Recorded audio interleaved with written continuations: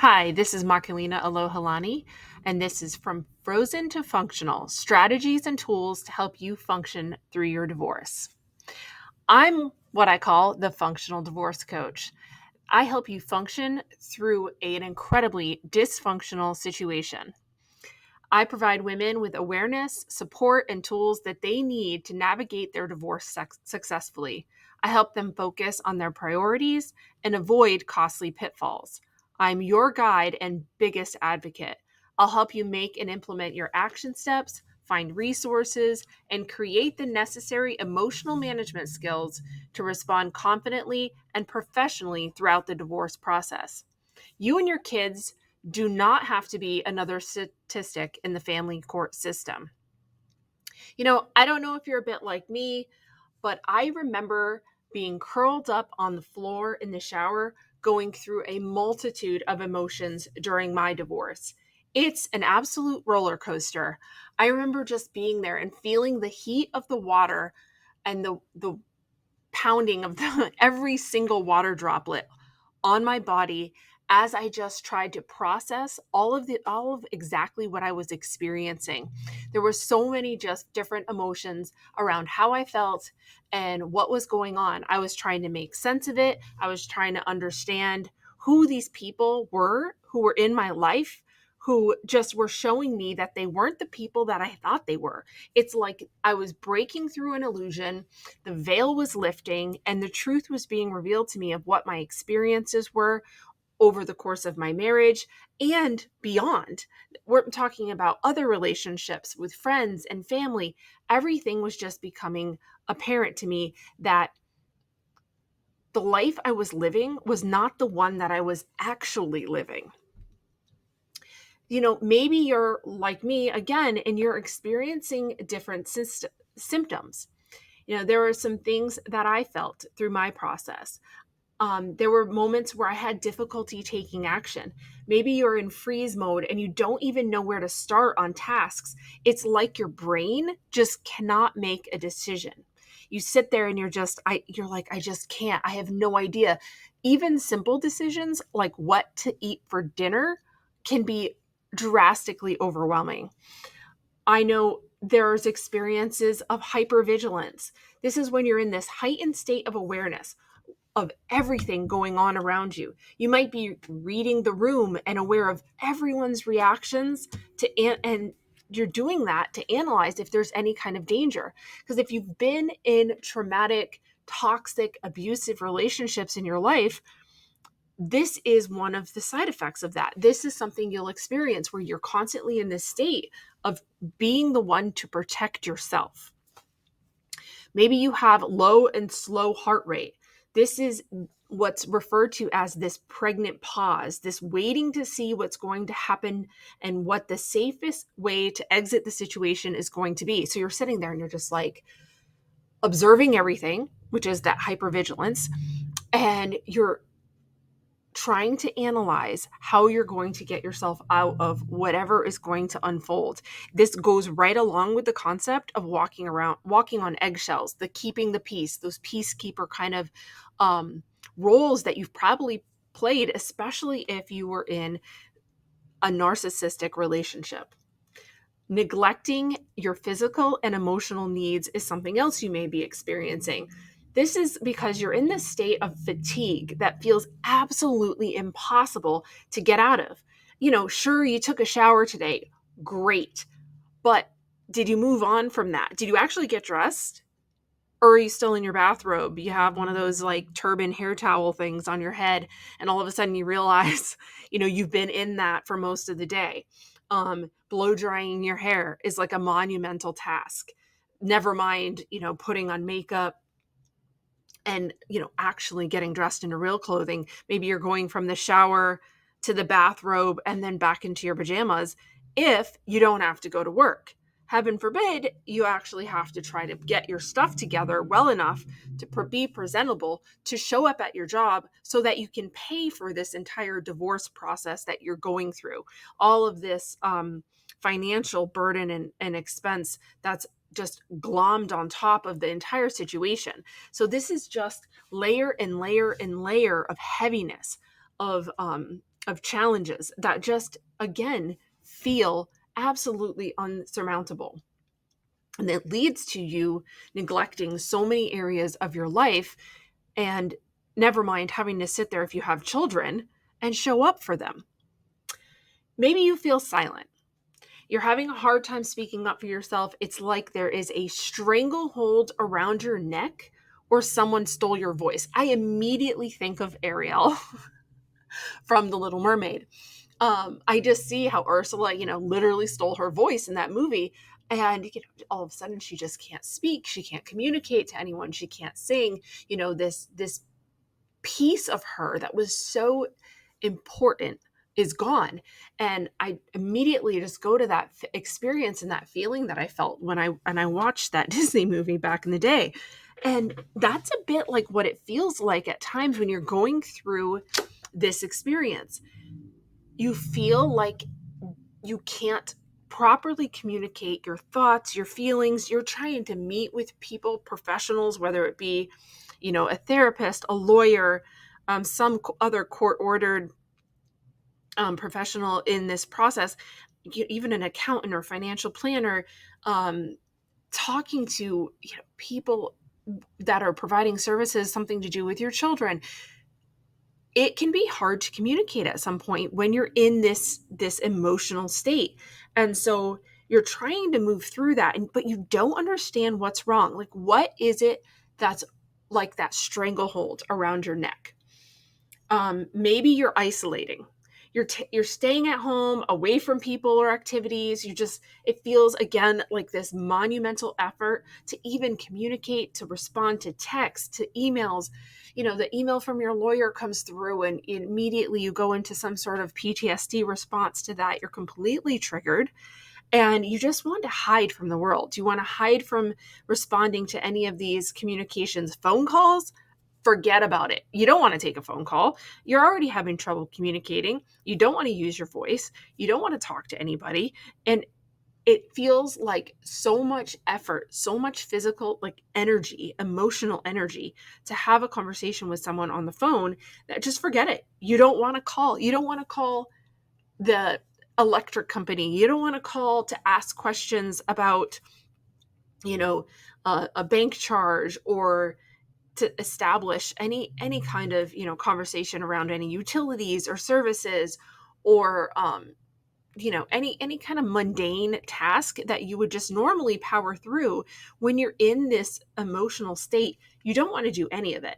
So when you get into this point where you're in this complete overwhelm and you're trying to communicate with a court professional, you're supposed to actually show up and function and make life altering decisions, crucial decisions. You cannot be in this state, avoiding tasks, feeling inactive, just laying around, numbing out with social media and TV. Eye contact is even incredibly uncomfortable. So, eye contact is actually, when you're communicating with someone, eye contact shows that you are telling the truth, that you have some form of emotional stability, that you're confident, that you're someone who can be trusted. Eye contact's an important part of communication. But when you're in this emotional state that I'm referring to right now, eye contact is incredibly uncomfortable. It feels just threatening. There's this, when you're disconnected from someone and you're not making eye contact, it feels safer. So you may not realize it, but all of these things that you're experiencing they actually have a name, and it's called functional freeze. So functional freeze is this state in which individuals remain capable of performing daily tasks in life. So you are doing things, you are feeding yourself, you are taking care of your children, you are paying the bills, you're conscious, you show up, you're doing the minimum. Right? You're doing the minimum, but it's a monumental effort to do the minimum. You appear functional to the world because you're doing the minimum to make sure you get by. You're paying the bills, you're showing up to work most of the time. You're doing the things to a point. But it's incredibly difficult because you're in this like physiological response similar to the freeze reaction that you see with animals that are under extreme stress or threat. This is in that realm of starting to talk about post-traumatic stress disorder, fight, flight, freeze, fawn, right? It's this freeze, but you're functioning, kind of, right? You're not functioning at the highest level you possibly could. So I'm not going to go into too much about, all of the details of functional freeze beyond what we just talked about there. But here's the thing that you need to realize. Emotional strength through your divorce is absolutely crucial.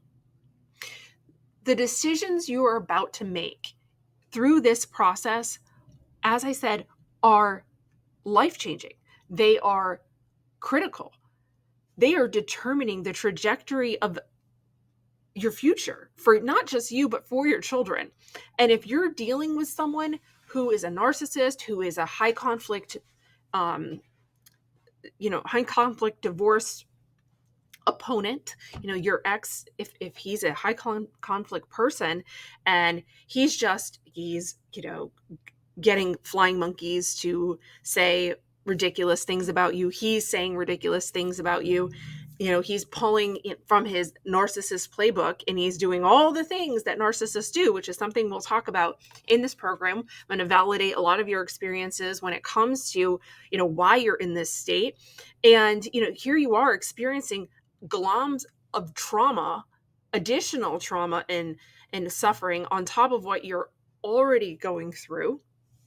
And it's just adding to it until you're totally in this place of freeze where you just don't want to be a part of anything anymore. And so now you have to pull yourself together, and you have to sit there and you have to, pull together 3 years of bank statements. You have to pull together some form of, writing about your experiences. So now you have to relive this trauma of your divorce by talking about all the ways in which you were abused, or all of the ways in which your children were abused. And depending on, what your experiences are, this could be pretty radically traumatizing.